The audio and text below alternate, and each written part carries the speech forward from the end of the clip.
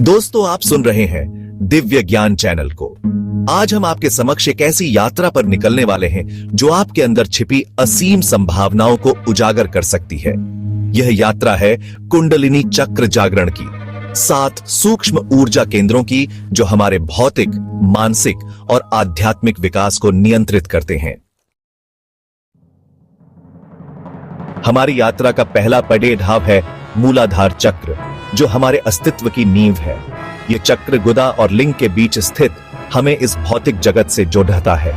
इसका बीज मंत्र लम है, जो स्थिरता, सुरक्षा और मूलभूत आवश्यकताओं की पूर्ति का प्रतीक है।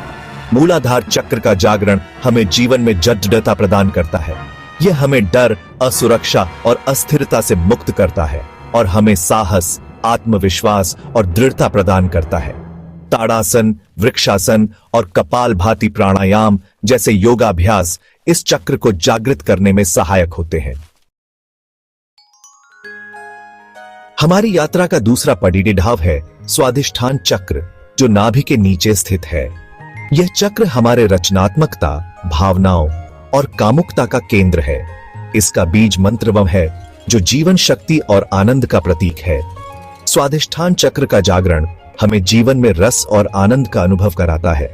यह हमें रूढ़िवादिता, अपराध बोध और दमन से मुक्त करता है और हमें अपनी भावनाओं को स्वीकार करने और उन्हें रचनात्मक रूप से व्यक्त करने की शक्ति देता है। बटरफ्लाई पोज, अनुलोम विलोम और नारंगी प्रकाश का ध्यान इस चक्र को संतुलित और जागृत करने में सहायक होते हैं। तीसरा पड़ाव है मणिपुर चक्र, जो नाभि के पीछे स्थित है और हमारे आत्मविश्वास, इच्छा शक्ति और आत्मनियंत्रण का केंद्र है। इसका बीज मंत्र रम है, जो अग्नि और परिवर्तन का प्रतीक है। मणिपुर चक्र का जागरण हमें जीवन में शक्ति, साहस और नेतृत्व क्षमता प्रदान करता है। यह हमें भय, शंका और असमर्थता से मुक्त करता है और हमें अपनी पूरी क्षमता के साथ जीने की प्रेरणा देता है। धनुरासन, उज्जाई प्राणायाम जैसे योगाभ्यास इस चक्र को जागृत करने में सहायक होते हैं। चौथा पड़ाव है अनाहत चक्र, जो हृदय क्षेत्र में स्थित है। यह प्रेम, करुणा, क्षमा और अनुकंपा का केंद्र है।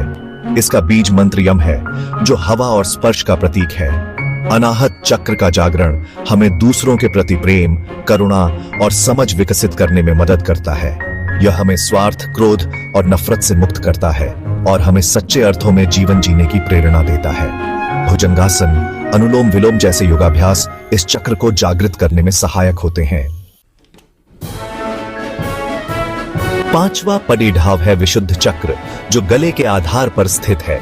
यह चक्र संचार, सृजन और आत्म अभिव्यक्ति का केंद्र है।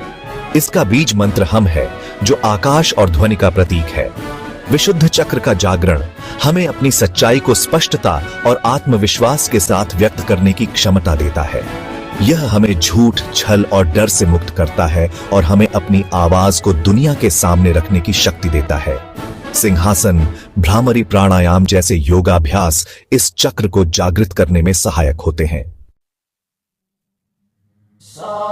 छठा पड़ाव है आज्ञा चक्र, जो भौहों के बीच स्थित है।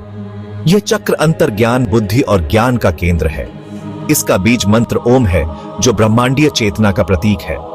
आज्ञा चक्र का जागरण हमें अपने अंदर छिपे ज्ञान और बुद्धि को जागृत करने में मदद करता है। यह हमें भ्रम, संशय और अज्ञानता से मुक्त करता है और हमें सत्य को देखने की क्षमता देता है। त्राटक ध्यान, नाड़ी शोधन प्राणायाम जैसे योगाभ्यास इस चक्र को जागृत करने में सहायक होते हैं।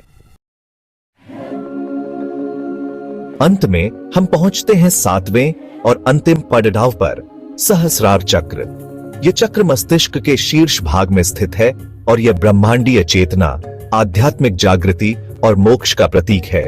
सहस्रार चक्र का जागरण हमें अपने आंतरिक स्व और ब्रह्मांड के बीच एक अटूट बंधन स्थापित करने की क्षमता देता है। यह हमें द्वैत से परे ले जाता है और हमें अपनी वास्तविक प्रकृति, जो कि शुद्ध चेतना है, का एहसास कराता है। शीर्षासन, पद्मासन और ब्रह्मरी प्राणायाम जैसे योगाभ्यास इस चक्र को जागृत करने में सहायक होते हैं। दोस्तों, कुंडलिनी चक्र जागरण एक अद्भुत यात्रा है जो हमें अपने अंदर छिपी असीम संभावनाओं को उजागर करने का अवसर प्रदान करती है। यह यात्रा धैर्य, समर्पण और निरंतर अभ्यास मांगती है। कुछ सावधानियां और दिशा निर्देश भी हैं जिसका आपको ध्यान रखना है। चक्र जागरण में धैर्य और निरंतरता आवश्यक है। सात्विक आहार का पालन करें, मांस, शराब और तामसिक भोजन का त्याग करें। एक एक चक्र पर ध्यान केंद्रित करें और संतुलन बनाए रखें। योग, ध्यान और प्राणायाम का नियमित अभ्यास करें। किसी आध्यात्मिक गुरु के सानिध्य में करें ताकि आप उसके दुष्परिणाम से बचे रहें। आशा करता हूं कि यह वीडियो आपके लिए लाभदायक होगा।